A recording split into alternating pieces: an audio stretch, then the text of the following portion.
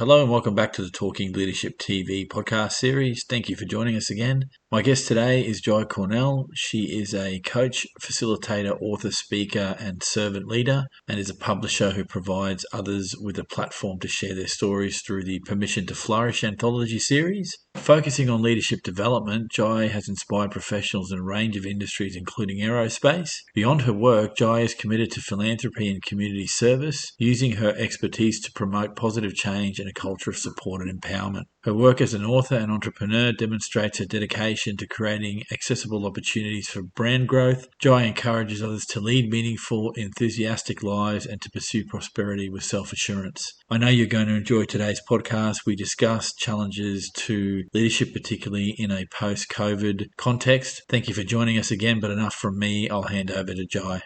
Thanks, everyone, for joining us again on the podcast. I'd like to welcome Jai. Jai, thank you for joining us today. Yeah, thanks for having me. How are you? I'm good. Our mutual friend, Dre McLaughlin, put us in touch with each other to have this discussion. So thank you very much to Dre, and I hope that he listens to or watches this conversation in particular. So the discussion is going to focus on challenges to leaders. So first things first, what do you see as some critical challenges at the moment to leadership from your perspective, Jai? Yeah, one thing that I've seen here, especially here in the States, is now that COVID's over, it's more of the everyone shifted remote to hybrid prior.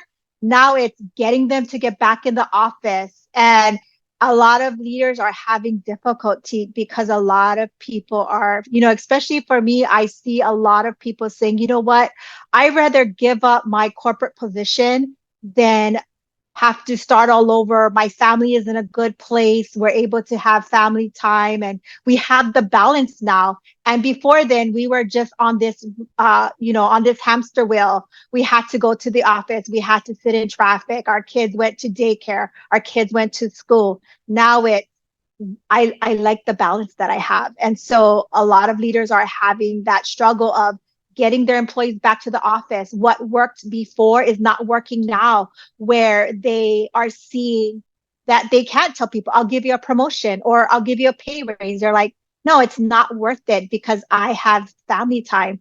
So the things that happened before that would entice people are completely different today. And I noticed those challenges, and even working with individuals that I coach or that are in my direct alignment. They're like, what do I do? How do I do that? And I'm like, do you know how many people are looking to get jobs? So really just changing the mindset and really having that thought, having one-on-one, because what works for one industry may not work for the other. Yeah, well said. I have given this a little bit of thought, and I've not been in a position where this is a challenge in the world that I work. I have a colleague who works fully remote like I do, so there is no office space to speak of, and I've been working remote now since probably 2014. So it's been a good 10 years since I've been doing this. So and I've discussed this before. When COVID hit, it wasn't an issue for me because I was already working remote, so it didn't really change too much for me. But I can understand where pre-COVID the office culture was the dominant culture, and then since post-COVID, and I would say at least during COVID, that thinking needed to change. 100% agree that it would be a challenge if organizations now, which is a little worrying, want to go back to the old ways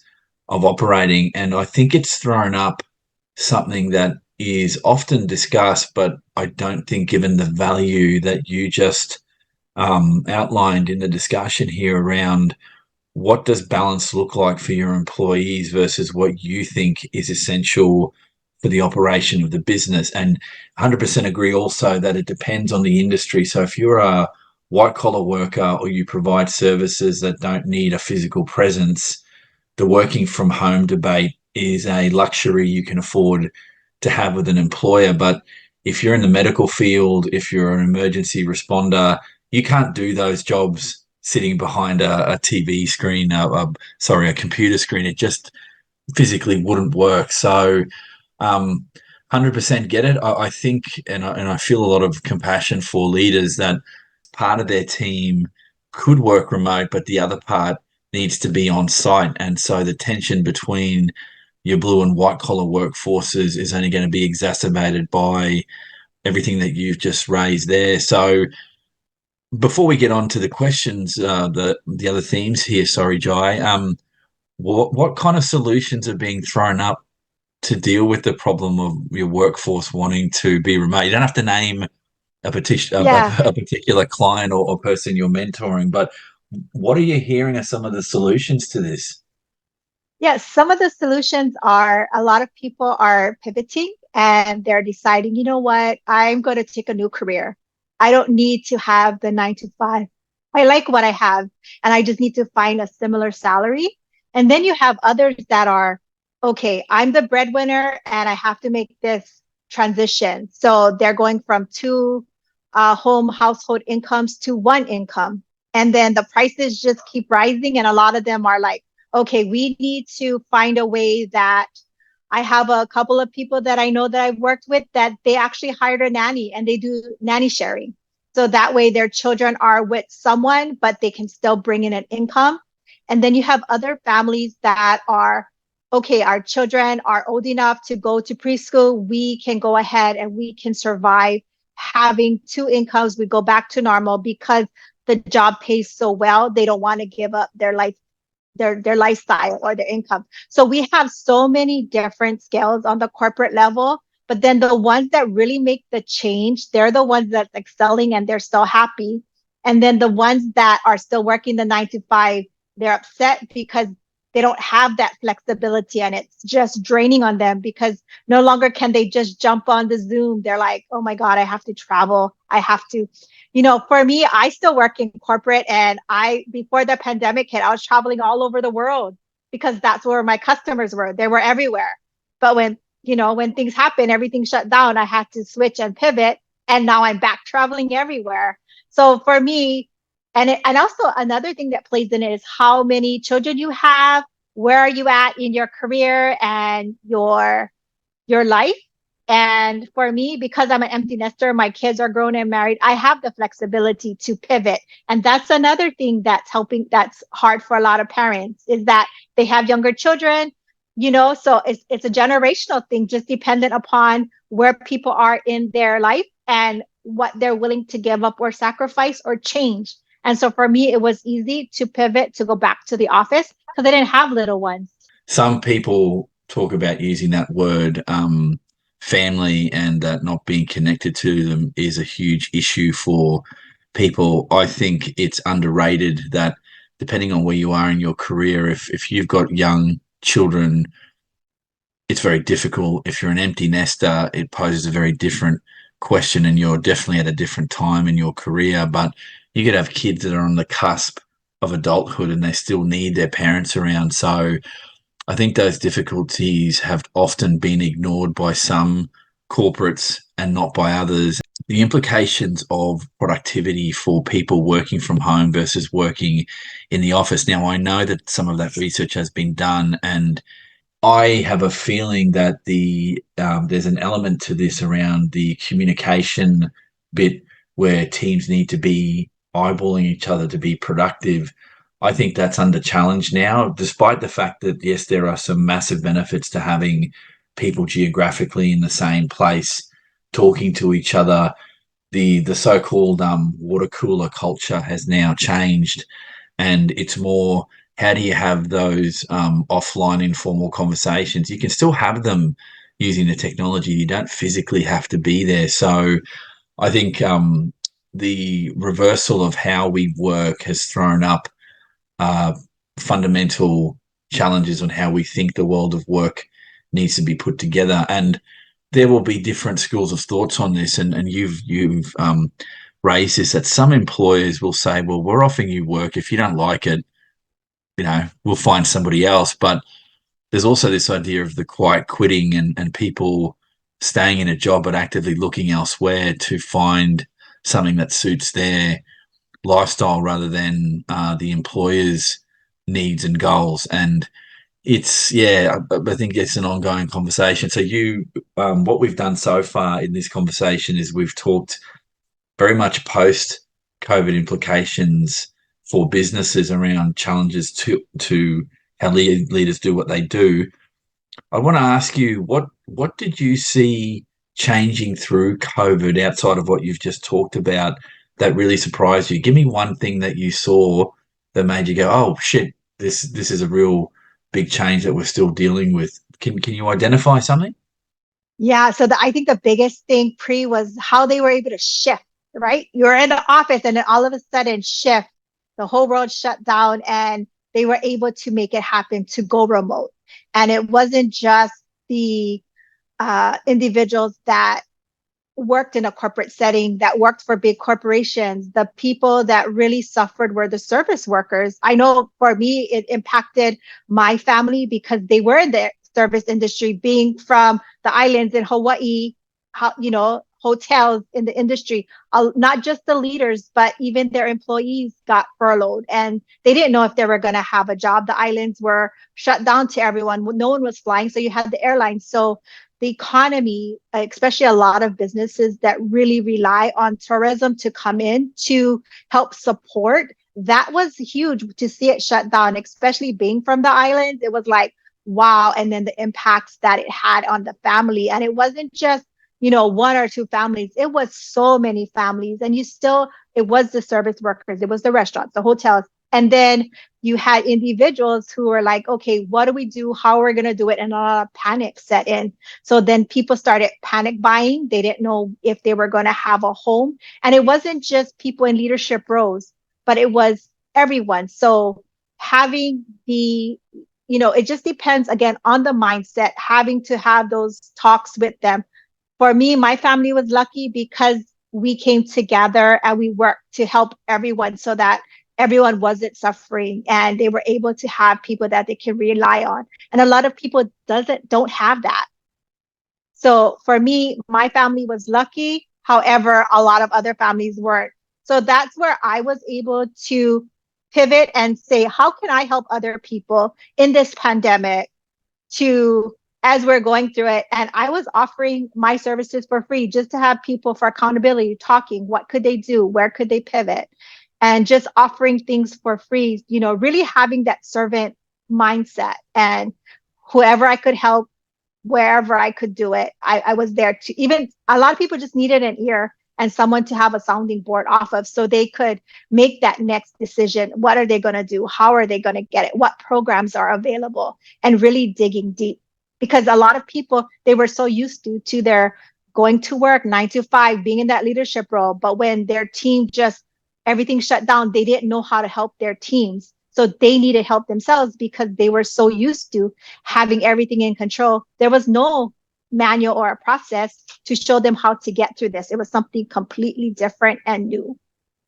Yeah, words of wisdom there. I think pivoting back, unironically to leadership, I think a lot of leaders didn't have the skill sets to deal with the personal, emotional impacts on people through the pandemic, and that's not a reflection on those that are in leadership roles. It just this pandemic was not expected. It came out of the blue, so to speak, and it hit people significantly hard. And one thing you're mentioning there that I think needs a lot more discussion around is to what extent is the value of your network inside and outside business. So when people didn't have the social world of their world of work, if they didn't have a private social network outside of that to support them, there are a lot of people that went through significantly difficult times because they had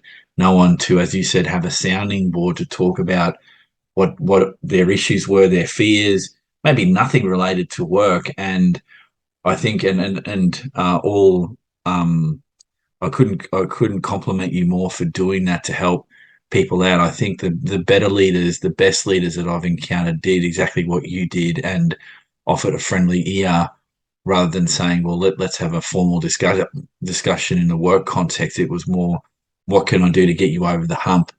Because people and this is a human thing, I guess, is reverted to type. So you fought against what was happening and you pivoted, as you said, or you were completely isolated by this and didn't know what to do, and sort of everything in between. And yeah, I think there was no perfect response, but if you're getting back to the world of work, I think once the worst of the pandemic was over, and I'm not saying that there still aren't health implications for people and for those that lost loved ones through this, this is going to be an ongoing pain well beyond the incident. It's more what did leaders learn through the process, and as challenges are being thrown up, are leaders reverting back to type and wanting things to go back the way that they were? Because I don't think that's a pathway that's going to be productive. And I don't know in the States, but I know in Australia here there was some,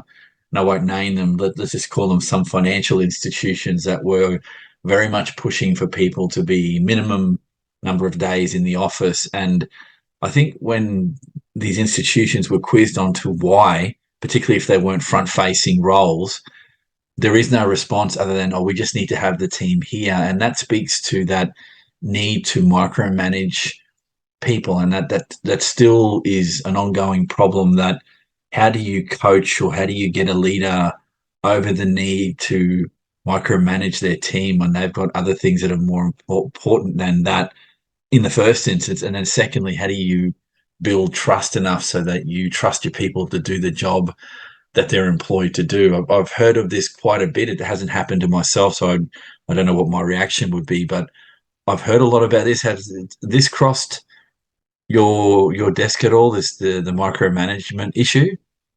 Yeah, and it's more of they're saying what they say, but there's an underlying thing that, oh, we need more collaboration in the office. And you're like, wait, hold on.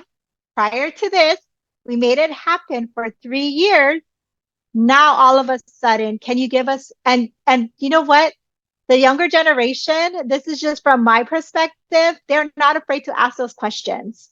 Where the older generation is like, okay, back to normal, let's go.